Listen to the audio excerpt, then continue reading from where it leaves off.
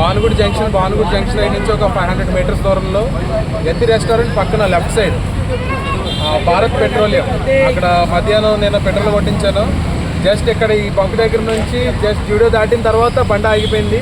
ఏంటనేది పెట్రోల్ ట్యాంక్లో తీస్తే దాంట్లోంచి మొత్తం వాటర్ వచ్చింది. 150 రూపీస్ వాటర్, పెట్రోల్ కాదు 150 రూపీస్ వాటర్. చాలా కాస్ట్లీ వాటర్ కొన్నాను నేను భానుగుడిలో. భారత్ పెట్రోలియం మొత్తం కల్తీ, అది వాటర్ కూడా కాదు, సంథింగ్ ఆయిల్ మిక్స్డ్. ఎన్ని గంటలకు వచ్చారు? 3:30 నుంచి నేను ఎక్కడ ఉన్నాను.